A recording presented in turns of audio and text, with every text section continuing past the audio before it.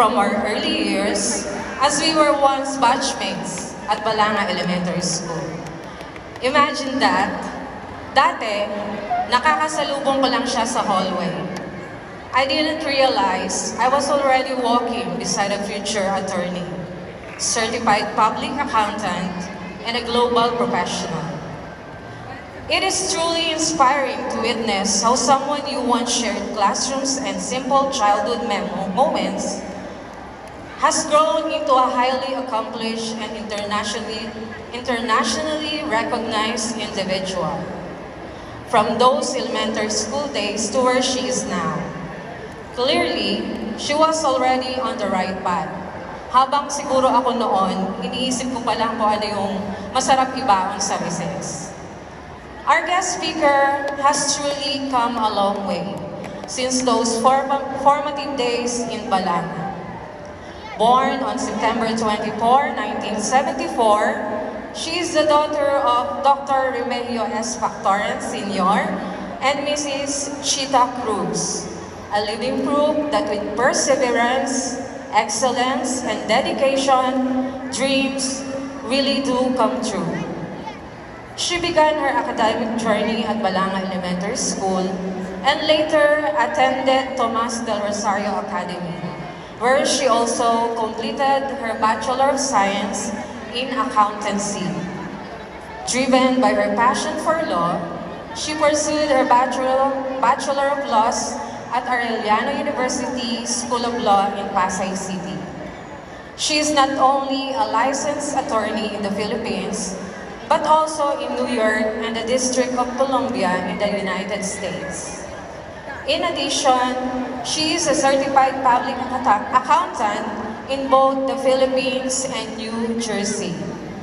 Her impressive credentials are further strengthened by certifications in healthcare compliance, data analytics, and project management in the United States.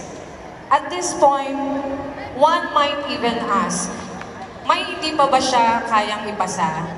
So yes, hindi lang siya pumasa. She truly excelled. Professionally, she serves as a compliance specialist at Hackensack Meridian Health, one of the largest healthcare systems in New Jersey, with over 40,000 employees. She is also actively involved in the Filipino community abroad, serving as a legal advisor to several organizations, including the National Association of Filipino Priests in the USA, the Diocese of Metuchen, Filipino Apostolate, and the Devotees of Our Lady of Manaoag in New Jersey. As the sole proprietor of her own law and accounting firms, she brings a wealth of experience across multiple fields, including corporate and healthcare law, litigation and dispute resolution, tax and financial services, diverse legal and administrative expertise, immigration and real estate transactions.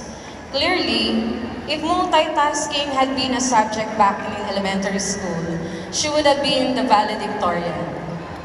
Notably, she has been nominated as an outstanding alumna of the Arellano University School of Law by the Selection and Nomination Committee of the Arellano Law Alumni Association. This recognition is a significant honor, reflecting the deep respect and admiration she has earned through her outstanding achievements and meaningful contributions in her chosen field.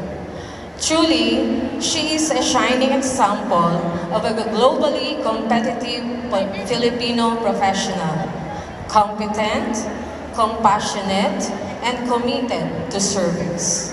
So, from being magka-batchmate to standing here, introducing her, I can truly say it is both a proud and surreal moment. And today, we are about to witness a shining star whose brilliance continues to inspire and make a meaningful difference. Ladies and gentlemen, please join me in giving giving a warm and enthusiastic welcome to our distinguished guest speaker, Attorney Twinkle Cruz Factoral, a star who doesn't just twinkle, but truly dazzles, leads, and inspires. Let's give her a big round of applause.